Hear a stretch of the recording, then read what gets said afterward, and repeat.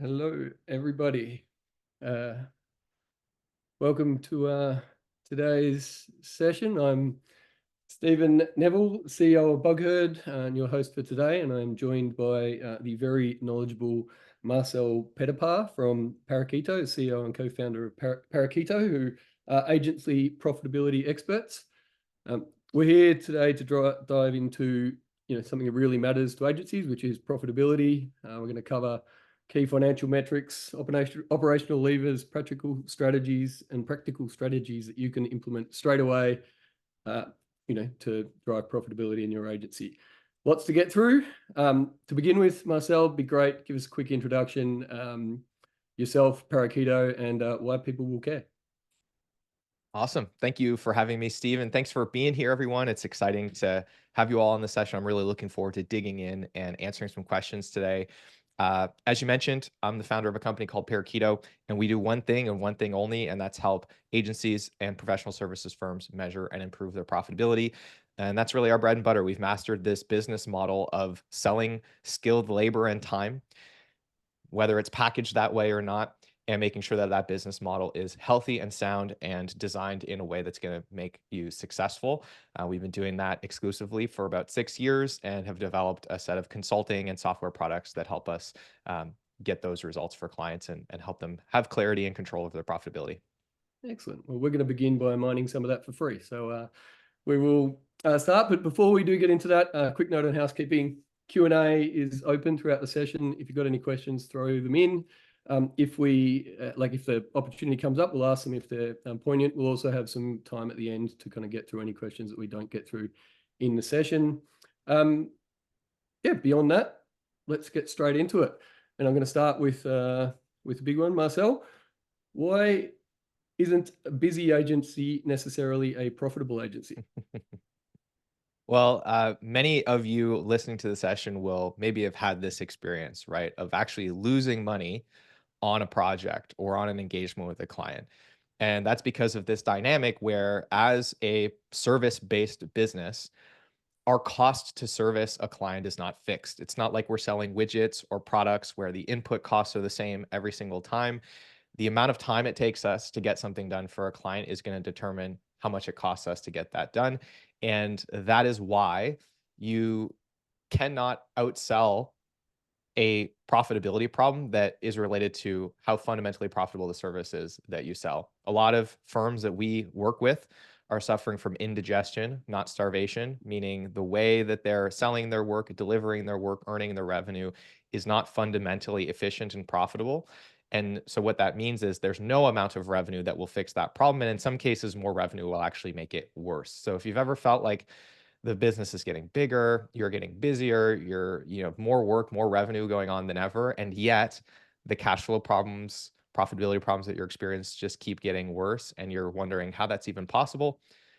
This is the session for you, and that's exactly why, because there's an underlying piece to your delivery model that might not be designed to make you successful. Yeah, great point. And so in a business, like in an agency business, what are the most critical financial metrics that agency leaders should be tracking to make sure they're not running into problems? Yeah, there's really 4 of them, and ultimately 3 of them, actually. And I'll caveat this answer by saying that I don't believe that financial data is the answer to solving profitability problems. This is a big misconception that a lot of people have, is they start experiencing profitability problems. So the first place they look is their accounting data.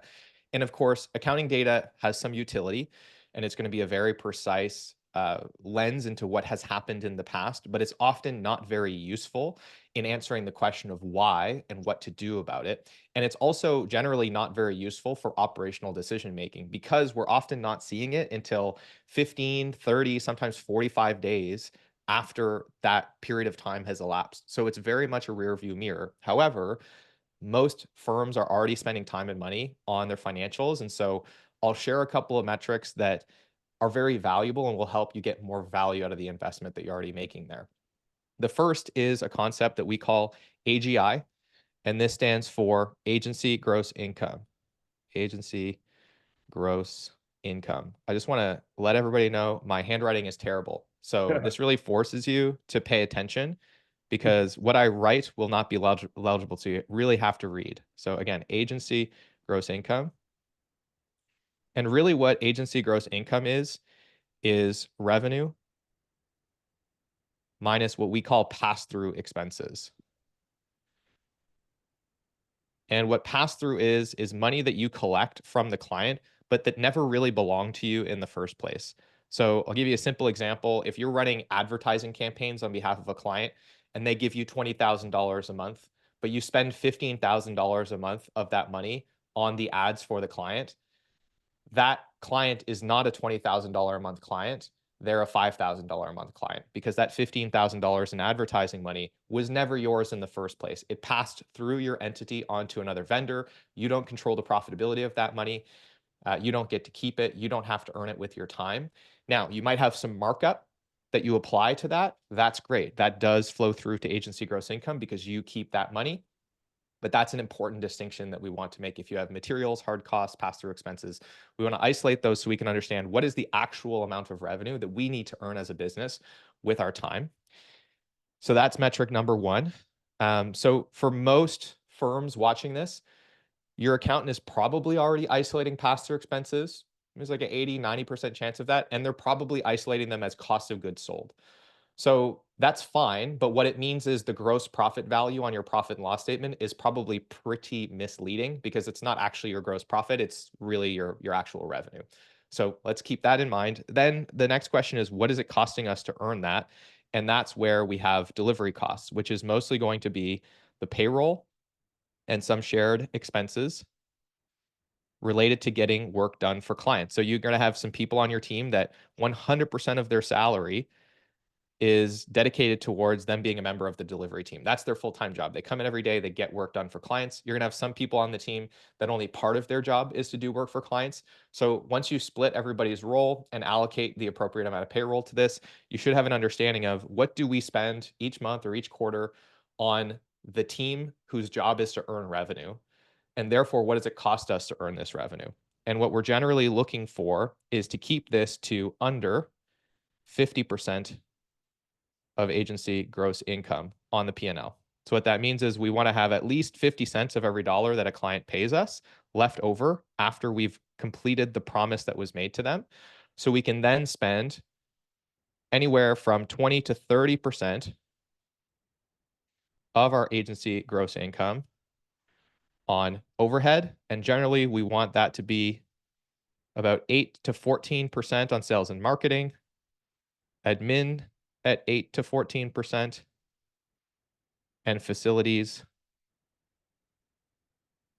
at anywhere from 0 to 6%. And ultimately, what that should leave us with is a profit margin of 20% or more. So at a high level, when we look at our P&L, the really important thing that we need to be able to differentiate is revenue versus agency gross income. So we know how much money we're actually making, that's ours and that we need to earn. Our delivery costs, so we know what it costs us to earn that revenue, and our overhead, so we know what it costs us to run our business. And the biggest distinction that we want to make is delivery cost versus overhead. So we can know, do we have a problem with how efficiently we earn our revenue, or do we have a problem with how expensive our overhead is? And 95% of the time, Stephen, the problem is here. It's a delivery margin problem. Very few firms that I look at are egregious with their overhead spending. However, on most P&Ls, all of these things are lumped together and they look the same. And so everything is framed as an overhead problem, but that's almost never the case. So I'll pause there. That's the kind of financial lens on the business and hopefully some simple tweaks that people can make to their accounting process to get a better understanding of where their issue might lie. So I've got a couple of great questions from the audience as well, but one I had there is the way you present it there is very simple.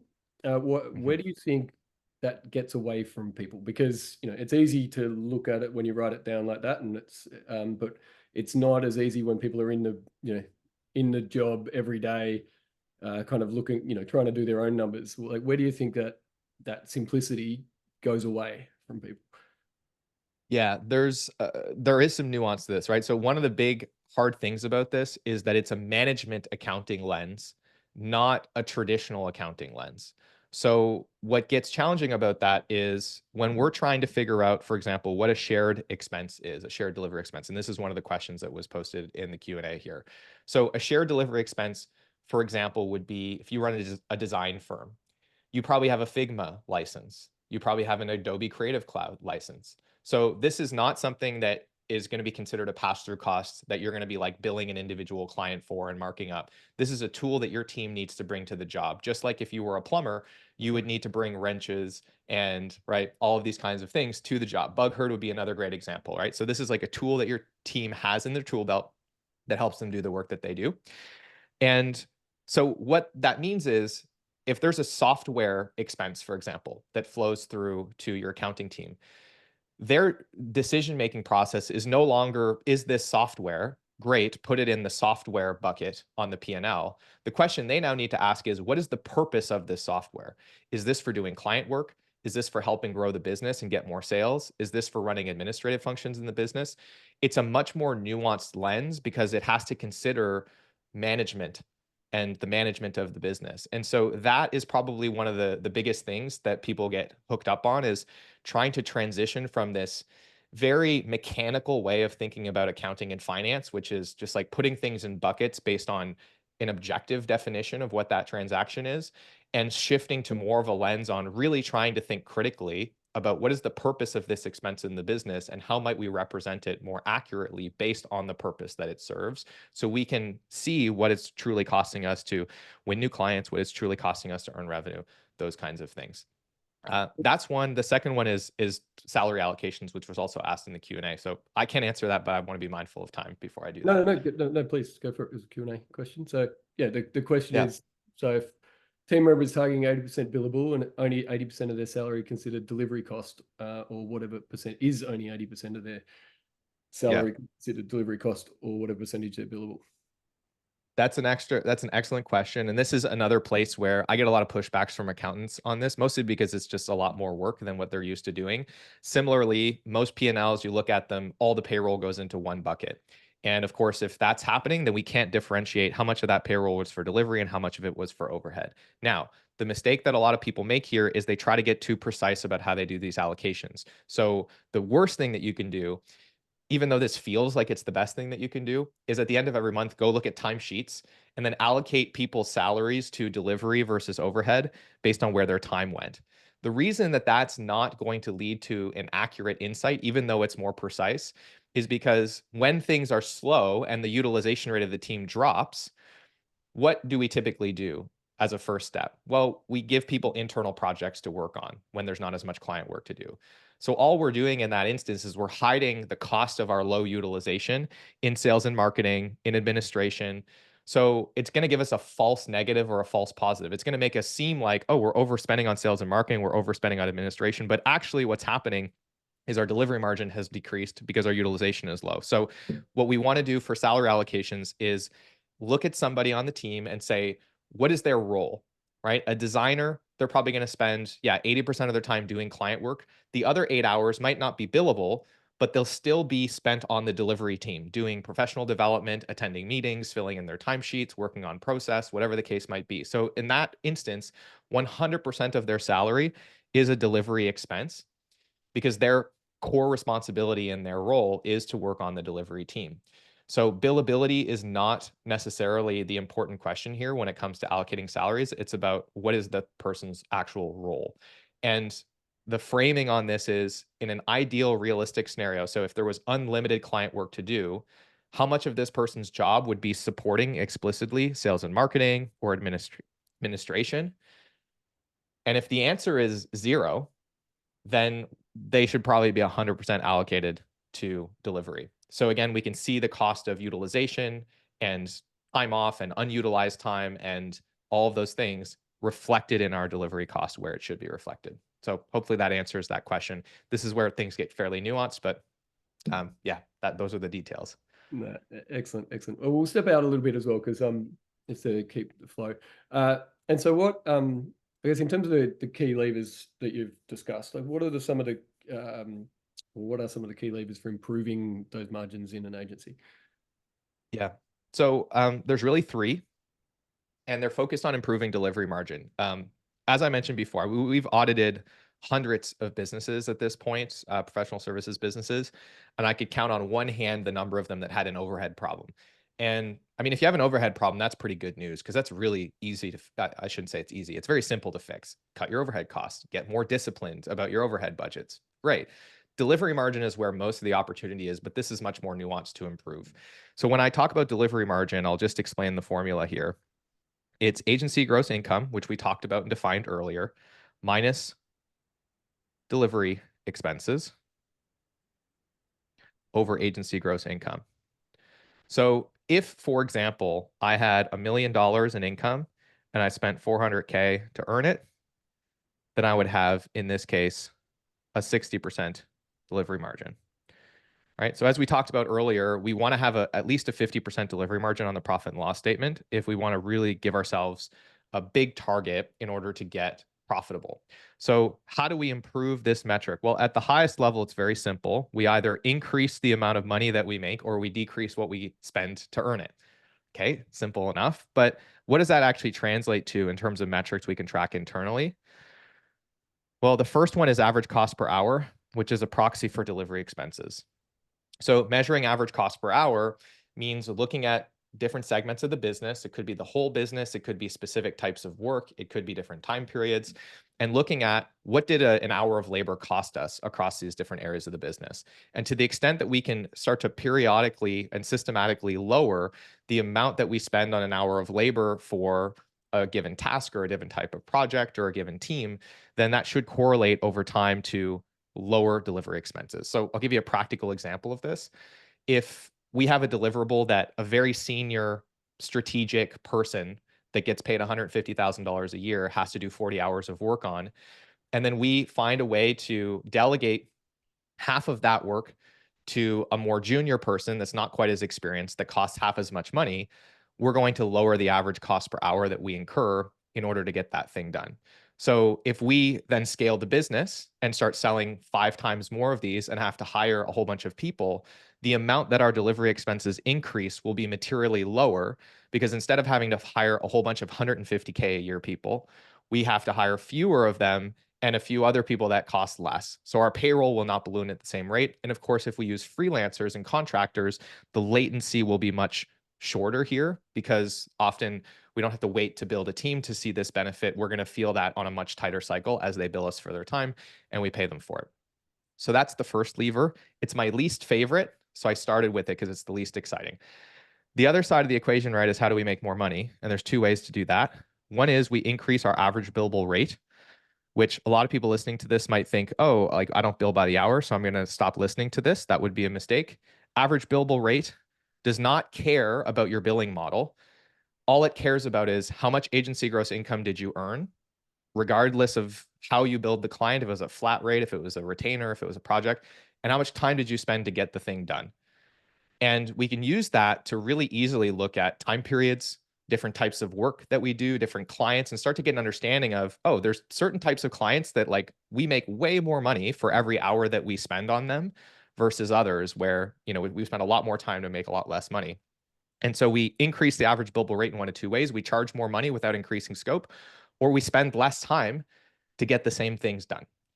And to the extent that we can increase average billable rate, we can make more money with the same team. Because again, we're basically increasing the amount that we get paid for the time that they have available. And then the last lever here is utilization, which most people will be familiar with, which is a function of all of the time that we purchase from our team, what percentage of it gets spent earning this average billable rate. And so these 2 levers, again, are related to increasing the amount of revenue that we earn with the cost basis that we have with the team that we have. And then this one is related to trying to decrease the cost basis of that capacity. And those are operationally the 3 main levers you can use. And what I love about these is you can measure them for any time period and you can measure them for any segment of the business for which you can find the 2 inputs, which are often very easy. For average cost per hour, it's payroll and hours. For utilization, it's capacity and hours. And for average billable rate, it's AGI and hours. So simple, quick, effective metrics that really help you get a grip on the things that actually move your margin over time. So it would strike me that of those 3, that potentially the average billable rate is the one least looked at. Would that be your experience, or am I off the mark now? Candidly, average cost per hour is probably the one that's most slept on. Average billable rate is not looked at, mostly because people focus on their target rates or the rate that they think that they're going to get when they price something, but they never actually stop to look at what did we actually earn after the fact when they look at how much time went in and how much they got paid. So I would agree that average billable rate doesn't get looked at as often, but I would say the most slept on one is average cost per hour. And that kind of makes sense. It's one of the least exciting and least, I would say, speedy levers to pull in the business. So if I'm working with a client, the first two opportunities I'm typically looking at are utilization and average billable rate, unless it becomes clear that they have a materially higher average cost per hour than other firms in their space delivering similar kinds of work, which would indicate that there's some efficiency to be gained there. Great. So a couple of questions that came through as we were talking, I guess. How do you portion out project managers into either percentage delivery cost versus overhead, especially when they quickly and often switch between directly impacting clients' projects and updating operational processes? Yeah. So the vast majority of project managers, even though they're not going to be super billable, the majority of their compensation should go to a delivery expense. When we think about delivery costs and delivery time, there's two kinds of delivery time. There's what we call billable delivery time, which is time actually spent working on client projects. And then there's time that we call delivery overhead, which is the overhead of running the delivery team. So one example of this is I'm in our project management system and I'm updating 50 different client projects at a time. Well, I'm not going to go log 3 minutes to all 50 of those clients, right? That's stuff that has to happen for our delivery team to function properly. So it is a delivery cost, but it's not attributed to individual clients or projects. And this is going to get into another question that's in the chat here, which is why the measurement of an individual project and its profitability is different than how we think about the profitability of our delivery function on the profit and loss statement. In the same way that if we sold a product, our contribution margin would be different than our gross margin because they're answering different questions. So at a high level, the only amount of a project manager's time that we would allocate to sales and marketing or administration, which would constitute overhead, is time that they actually spend in those two functions. And for a lot of project managers, none of their time is spent in those two functions. The things that are non-billable are still directly focused on running the delivery team. They're just not necessarily specific to one individual client. So hopefully that's helpful to that question. Yeah, great. And also, can we clarify what utilization is? So just to go over that again. Yeah, I'll just get into the formula for utilization since we have that. Utilization, simply put, is delivery hours, which some people might think of as being the same as billable hours. We use the language delivery hours because it doesn't matter if the time was billed to the client or not. It only matters if we spent that time working for the client. So independent of billing model, independent of if we got paid for it or not, how much time did we spend doing work for clients divided by our capacity. And capacity in this equation is defined as all of the time that we buy from our team. So for most people in America, that's 2,080 hours per year, 52 weeks multiplied by 40 hours. And I know there's somebody having an aneurysm right now saying, but Marcel, nobody works 40 hours a week for 52 weeks a year. You're right. But we want to keep all of that in there because we want to see the cost of all of that non-billable time reflected in our utilization rate, right? If we strip out all the time that they're not at work, then we're not accounting for the cost of all of that time. And then what's really interesting is this utilization metric becomes very inaccurate because the more time off people take, the higher their utilization rate will be, which is absolutely not true. So we shouldn't calculate it that way because that's not helping us actually answer the question. So this is the formula for utilization. How much time was spent on client work divided by capacity. And this could be looked at from one individual to the entire business. And it can be looked at for any time period in which you can isolate these two variables. Great question. Thank you. And how do people track these metrics over time? Like what software or Excel spreadsheets? What's your... Yes, it's a good question. And this is the reason that our business exists. It's simple, but it's not necessarily easy. And so obviously time tracking is an important piece of the puzzle if we want to measure these three operational levers. All three of these require us to have a model of where our time went. Now, that doesn't necessarily mean timesheets. BugHerd, you work with a lot of development firms. And so I've seen a lot of software development or website development firms that work on big projects.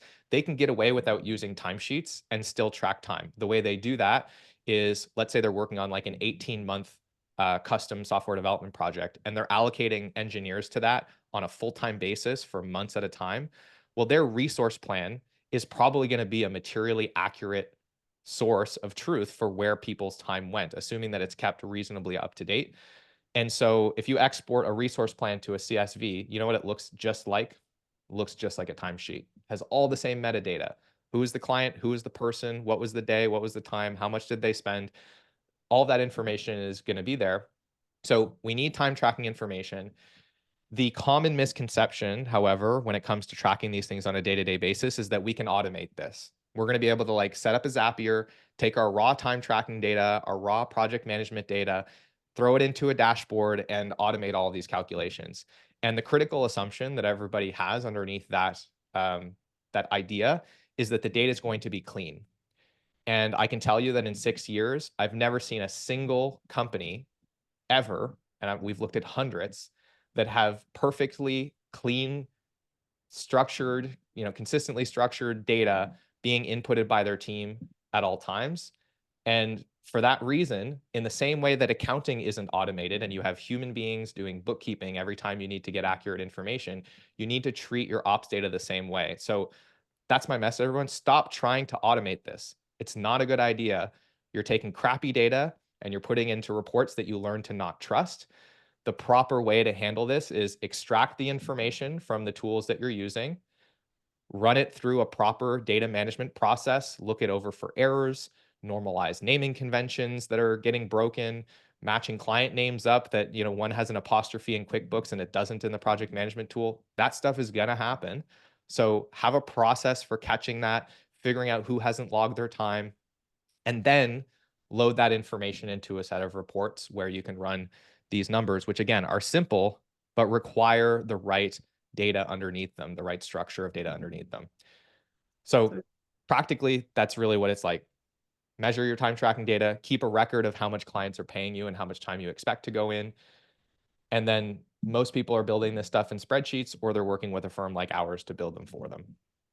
Yeah, my own experience with timesheets is an interesting one. I think people in general often don't like filling them in. I've never heard anyone say they enjoy the timesheeting process. I think people find that they often, it's like, how much time is the client paying for? And the timesheet just reflects, so it like reflects what the client is paying for in a sense, rather than what you're talking about, which is where the time is going.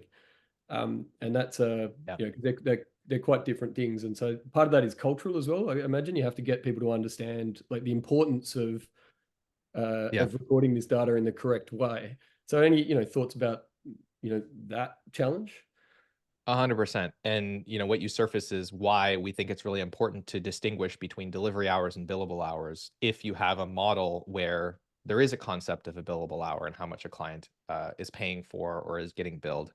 But when it comes to actually driving better compliance in the agency, we could talk about a million tactics, gamification, better tools, posting these reports in a Slack channel. And there's all kinds of like very useful tools out there to help with these things. But there's nothing that I've seen that corrects this behavior more than what I call closing the loop.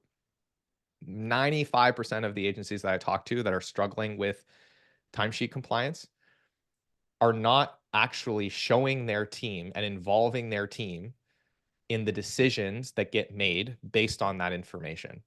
So if you're an employee being asked to track time and you have no idea what impact that has on decisions that get made that ultimately come back to impact you, then you're going to be left to your own devices to come up with a story about how that's being used. And there's no amount of explaining to them that's really going to have that sink in. So what we need to do instead is have a regular cadence where we're, for example, sitting down with our team and looking at these two metrics. Here's our utilization rate by department. Here's our average billable rate by client. What can we learn from this? What decisions are we going to make based on this? hey, we have some clients that have a much higher than expected average billable rate. It looks like we came in way under budget. What happened? What can we learn from that? Great job, everyone. Amazing. Looks like we can actually do a lot more of this work without you guys being too busy. And they might say, oh, well, actually, it's possible that not all of our time was entered into the timesheets. It's like, okay, well, this is why it's important that you accurately reflect how much time it actually took you to do this, so that we don't, put too much work on your plate thinking that it's going to take a lot less time than it actually does. And conversely, if we start over-representing how much time goes into clients, then we might say, hey, we're concerned that we're overworking you guys and we're too busy. We need to find ways to get more efficient. And so it takes a balanced conversation. But when we close this loop and we actually show the team and involve the team in the process that happens around this data, they start to see that, like, oh, okay, it's actually important for me to enter the truth into this because the intention and the decisions are positive ones. And ultimately, the goal of this information is not to try and penalize me. It's to try to make sure that we're profitable and we have the right amount of work and we hire the right people at the right time.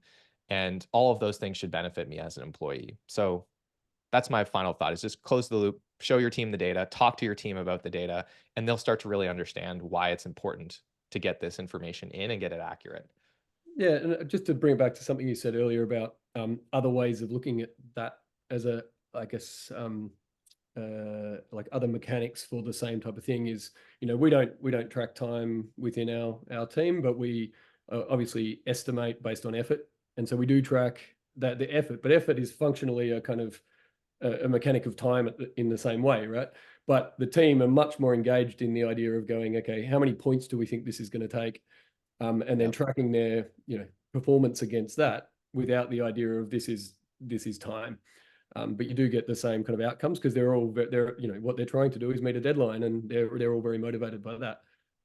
So yeah, there's other ways of looking at that. So next question, because I find it's always a very important one and everyone want to know, is you talked about average billable rates as one thing, but pricing is super hard, right? Walk us through your approach to determining the right pricing model for agency services. Yeah, great question. So I'll give you the short version of this, which is the objective of pricing is to consistently maximize your margin on work, right?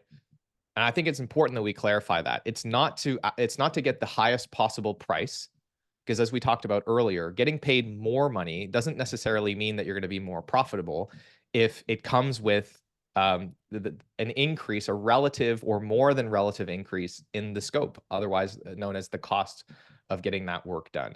So what we want to consider when we're thinking about pricing is what's going to most consistently maximize our margin. So the first thing we want to talk about is what kind of margin should we be targeting when we sell something to a client. So let's start there. And how do we calculate that? And this is where I want to share a simple formula that we can use to figure that out. And this formula can be applied to any scope of work. We could use this to figure out what our hourly rate should be on an hourly contract, or we can figure out what the retainer should be on a monthly retainer, or what the total price should be on a total project. The math is always the same, and it's very simple. For whatever unit we're measuring, we figure out what is our delivery cost. So if we're talking about an hour, we figure out what's the cost per hour of the person that we're, trying to sell to the client. And if we're doing a whole project, we figure out all of the hours, all of the cost per hours, we multiply that, we understand what is our delivery cost. And then we want to divide that by 1 minus our delivery margin target. All right, I'll just call this margin target to keep things simple. So 1 minus our margin target, and we'll talk about what that margin target is in a moment. And then we add whatever pass-through expenses we're going to incur. So the margin target that we are generally aiming for is 70% or more. Okay, 70% or more. I always forget which direction this should go in. Is that right? I think that's right. More than 70%. It's easier if I just say 70% plus. Okay, now why is that? Well, the reason for that is if we are able to achieve a 70% margin on a per project basis, we're generally going to lose anywhere from 10 to 20% of our margin from an individual project onto the profit and loss statement, because there are a bunch of things that are going to erode at our profit margin. Sometimes we're going to miss our utilization target. We're going to have people who aren't 100% billable on the team. So there's delivery overhead we have to account for. And we talked earlier about shared delivery expenses. Anywhere from 2 to 6% of our agency gross income is likely going to go into software products and tools that help us get our delivery work done. So we want to factor all of that into our margin target. So if we lose 10 to 20%, that gets us to 50 or 60% on the P&L, which then allows us to cover our overhead and then end up at a net profit. So we generally want to target a 70% margin when we're pricing things. So to give you an example of this, if I had an engagement where I had a $2,000 delivery cost and I wanted to make a 75% margin, I would divide this by 0.25. And then I would add on, let's call it $10,000 of pass-through expenses that I'm going to incur on this project. So this is a pop quiz. If you're following along at home, go ahead and do this math and tell me where you end up. We end up with a price point of $18,000. So this would be the minimum price that we need to charge to the client in order to achieve our 75% margin target. So I'm not saying this is what you have to charge. You could charge a lot more if you feel like you can, but this would be the floor if we're trying to end up at our margin target. And keep in mind that we're just talking about margin. We're not talking about pricing model. There are 100 ways that we can tell a client this project's going to be 18 grand. We can say it's $18,000. We can say it's $8,000 of agency fees and $10,000 of pass-through. We can say it's 100 hours at $180 per hour. We can say it's 3 sprints at $6,000 a sprint. There's so many ways we can say it's 18 grand. None of those change this math.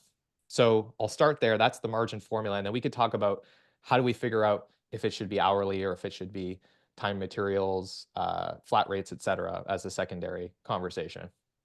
And so just a quick reminder, pass-through expenses, what they are? Yeah, pass-through expenses would be money that you collect from the client, but that don't actually belong to you. So for example, if you were going to be collecting $10,000 a month from a client and then putting that towards Facebook ads, that money is not yours. It's passing through you onto another client or onto another expense or another vendor.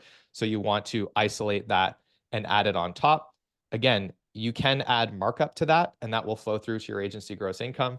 But in terms of this formula, that's how you want to be thinking about that. Other examples that might be relevant to this audience, you have to buy a website theme.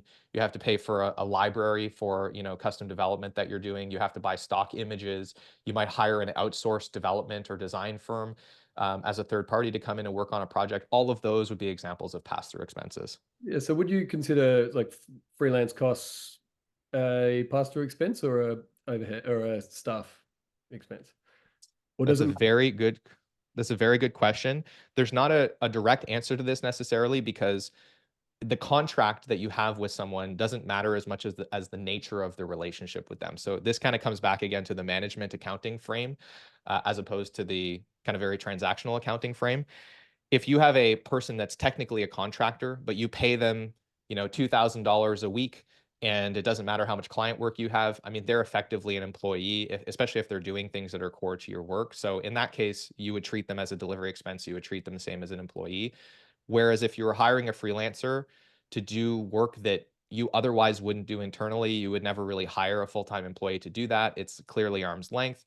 They're paid on a project-by-project basis, or they're paid hourly. You don't have to think about their utilization.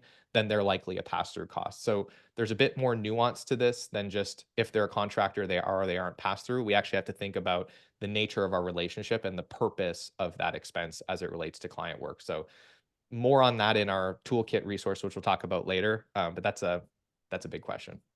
Excellent. So I guess interest of time, we'll kind of get going and then we'll get into a QA. So just a couple more quick questions.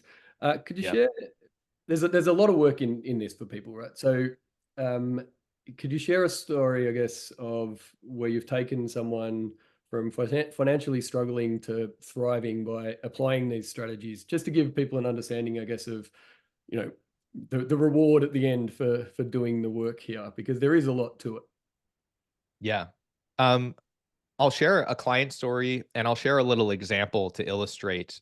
These are not their real numbers, but it's very close to the kind of numbers that they were doing.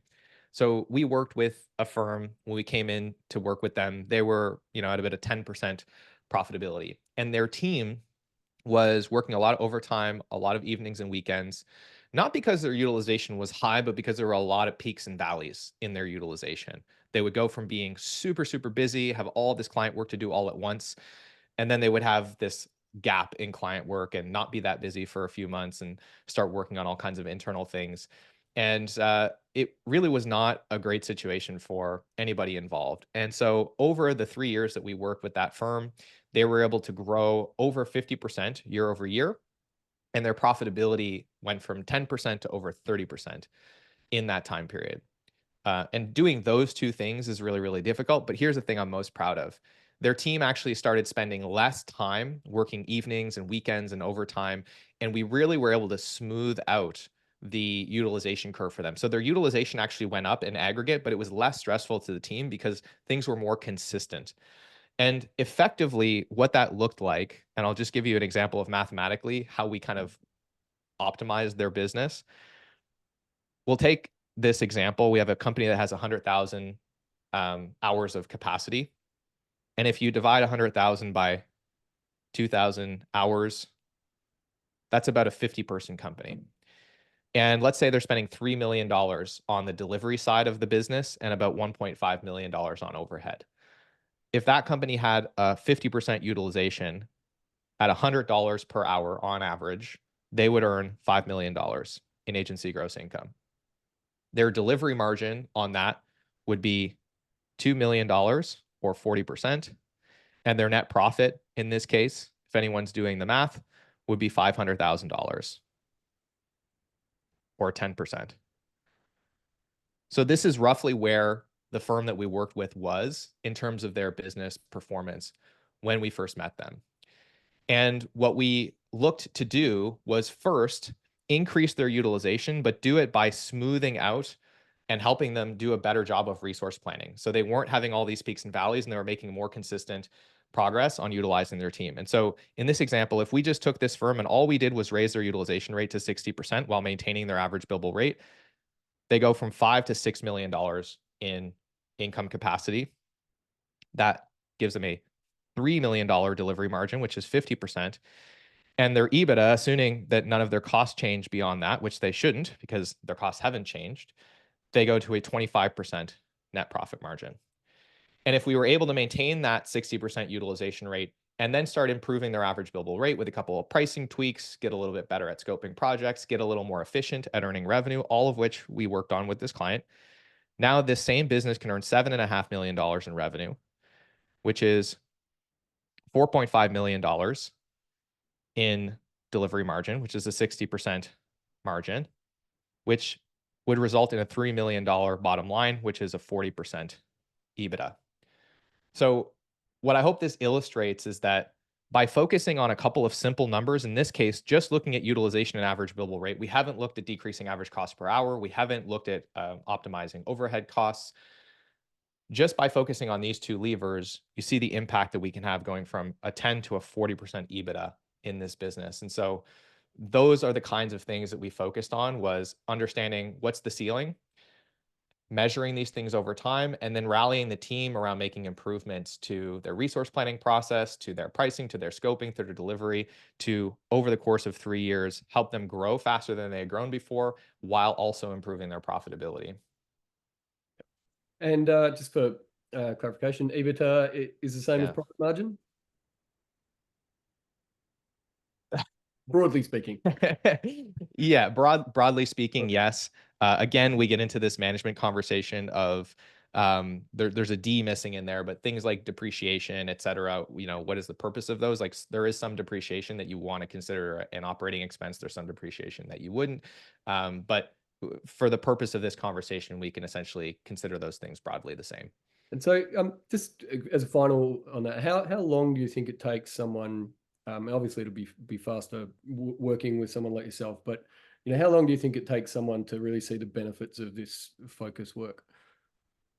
It really depends on the firm, and it depends on what opportunities exist for them. For better or for worse, like if your issue is utilization, there's a very fast answer to that often. It's not a very fun one, but if the insight is we have a lot more capacity than we actually need, lowering your capacity, which is robot corporate speak for laying people off, that doesn't take a long time. So it's simple, but it's not easy. It's one of the hardest things we have to do in business, unfortunately. Raising average billable rate, if you're underpriced, that can also be a fairly quick thing to do, especially if you're maxed out on utilization. You can start replacing clients that aren't that profitable with new clients that are profitable. And if you're very good at renegotiating contracts, you might not actually have to replace any clients in order to leverage new ones to very rapidly improve your profitability. So it really comes down to what the opportunity is. But I would say that in any case, we don't want to treat this as an event. We want to treat it as a process. This is a muscle that should get built in the business and become a regular part of the operating rhythm. And I think that that's the most important mindset shift, because if we install this properly, we should find some quick wins early on. But the real magic is in focusing on this for 6 months, a year, 2 years, and getting a culture and a team buy-in and getting everyone starting to think about and talk about things in this way. And that's where we really can start to dig into the nuanced opportunities that lead to sustained and compounded growth over time, because so much of these massive wins that we talk about, at the end of a year or 2 years working with a client, are the result of little 1 or 2% tweaks that we make across the business that all compound on top of each other to lead to a really big outcome. Yeah, great. So final question before we do Q&A, and very aware of time. So in summary, Marcel, what is the one thing someone here struggling with profitability should do tomorrow, and why? I would say go measure your delivery margin. That would be the first thing I would tell you to go do. Go figure out, do some napkin math on what your delivery margin looks like. If you need some tools to do that, we're going to provide you with some for free in our toolkit. And then focus on those 3 levers that you can use to improve your delivery margin. If you're struggling with profitability, there's a very high chance that that's where the opportunity lies for you. Excellent. Well, really appreciate that. There's a lot in that, and I know we were just scratching the surface of some much deeper conversations there, but I found that super valuable. So we'll do a quick Q&A. We've got a couple of questions already. If anyone else in the audience wants to throw any in, we'll go for, say, 5 minutes or so. We do have a couple of little housekeeping things at the end. But first question, for pricing, is there a multiplier for the hourly rate charge out? Some say 3x, 4x. Yeah, if we think back to the delivery margin formula, if we understand that we're aiming for roughly a 70% delivery margin, then the heuristic here, if we're looking for a multiplier on somebody's cost, would be just over 3x. If you 3x somebody's cost, you're going to end up at about 66, 67% margin. So that's kind of a good rule of thumb. So hopefully that's helpful, Steph. Ultimately, what matters is getting back to the margin. But if it's easier for you to say, oh, I 3x this and it gets me in the ballpark, then that's fair enough. Yeah, awesome. Thanks, Steph. If you were starting from day 0, how should you look at this project? Yeah, well, the first thing I would do is start pricing things based on the delivery margin that I want to achieve, and thinking about the time that goes into things through the lens of what would it cost me to hire someone else to do it. So, Kamna, one of the hardest things about starting out is that your profit and loss statement is almost useless for assessing the performance of the business, because it's not going to reflect all of the things that you're subsidizing as the owner, right? Like everybody knows this, when you first start a business, as the owner, you're going to wear a bunch of hats. You're going to be spending your time doing a bunch of things that would cost the business money if you weren't doing them. And your P&L won't really be reflective of the true cost of running the business. So the first thing I would encourage you to do from day 0 is know what your delivery margin is when you sell something, through the lens of, if you had to pay other people to do 100% of the work, what would it cost you on a per hour basis to hire those people? And does your price still set you up for a delivery margin that's tenable if that were the case? And I think if you do that from day 0, then you might not have a clear understanding of delivery margin and you might not have a great understanding of utilization rates because it's not that relevant, but you'll at least have removed one of the biggest blockers to scaling the business, which is being constrained on price when it comes time for you to hire people. You'll already have baked their cost into the pricing, so you'll be able to take that massive issue off the table and just focus on starting to buy back your time. So hopefully that helps.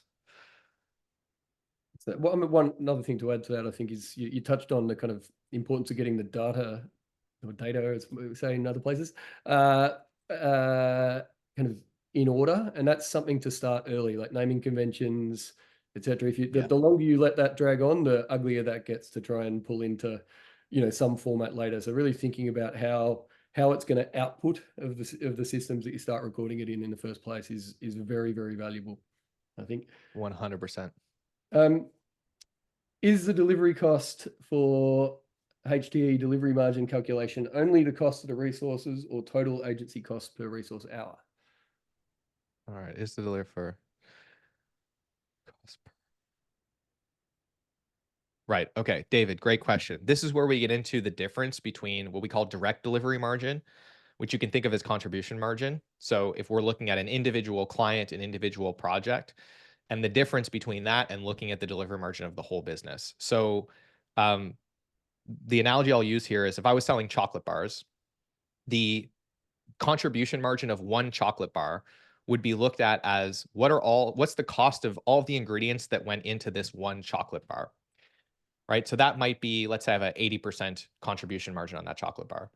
The gross margin of the business would be looking at what is the gross margin of the entire process for creating chocolate bars. So there, I would have to take into account the fact that sometimes our manufacturing machines have to go down for service. Sometimes we have quality issues and we have to throw a bunch of chocolate bars out. Sometimes we receive ingredients from our suppliers and they've gone bad, or there's an issue with them. Sometimes people are out sick, and so we're not as productive as we otherwise would need to be. And so we're often going to expect to see a materially lower margin on our profit and loss statement when we look at the whole business than we do at an individual client or project level, because there are externalities that don't influence the profitability of a single client or project that do influence the profitability of the entire business. So to answer your question very directly, David, when we're looking at an individual client or project, the delivery cost is simply the time that went into that multiplied by the average cost per hour for each individual that worked on it. We can get into the exact formula for measuring average cost per hour, but I can provide some calculators and resources after the fact for you to go and read up on that. When we look at the entire business, we're looking at all of the payroll and all of the shared delivery expenses that went towards delivery allocated to that delivery function. So that is going to take into account the fact that the team was or wasn't utilized, the fact that there's a lot of vacation time, the fact that there are a lot of people on the team that are allocated to delivery, but spend an inordinate amount of time managing the delivery team, but not actually doing client work, like your project managers and account managers. So hopefully that makes sense. And the last thing I'll say here is overhead, we never include in the profitability calculation of either the delivery function of the business or in an individual project. And the reason for that is overhead is an externality. And if we start to include that in the calculation for the profitability of a project, two things happen. Number one, it gets significantly more complicated and expensive, meaning the operational cost and drag of trying to measure that goes through the roof. And number two, while it feels like it's more precise, it's significantly less accurate. Because if I take a project from 6 months ago and I compare it to a project today, and one looks more or less profitable than the other, if my overhead is driving that change, then it's still not going to be clear to me if the project itself was more profitable or not. That might try to infer if the whole business was more or less profitable at one time, but the fact that I was spending more or less on my QuickBooks subscription 6 months ago versus today, or the fact that I had more or less projects that I was splitting my overhead across, that's not actually relevant to the question of, was this work fundamentally more profitable? So trying to measure net profit on a client or project is a trap. It doesn't make any sense. Stay out of it. It's not worth the time, and it's actually less helpful and less accurate than saying, let's treat overhead as an externality to clients and projects, because that's really what it is. And think about those two things in a separate way. We want to look at them both, but we don't want to try to do them together and infer the whole business's performance from the performance of a single project.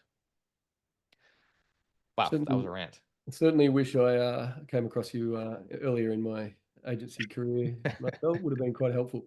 Look, Yeah. that's all we've got for everybody today. Really appreciate the time. I know we've gone slightly over. So thank you, Marcel, for sharing wealth of expertise on the topic. Thanks everyone for joining. Marcel, you've got a little package for the people. Would you like to describe the resource? I do. Yes, we have a toolkit. It's free. It has a bunch of training videos, cheat sheets, tutorials, all to help you go deeper on everything that we've talked about today. I know we've only scratched the surface. So if you want to go through it at your own pace, you can get that absolutely free at parakeeto.com/toolkit. You can scan this QR code and it'll get you access to all of those resources so you can really dive in and start implementing the stuff that we've talked about today. Excellent. And to answer Justine's question, yes, we will be sending out a recording of this. As soon as you exit the webinar, there will also be a quick survey. We are a feedback tool, BugHerd. We love feedback, so we want to hear from you about how we've done today. I'd also give you an opportunity if you want to hear more from us or more from Marcel. Leave your details there and we will be in touch. So thank you very much for everybody joining, and thank you again, Marcel. That was really interesting. Appreciate Thank you for having me, Stephen. Appreciate it. Enjoy. Bye.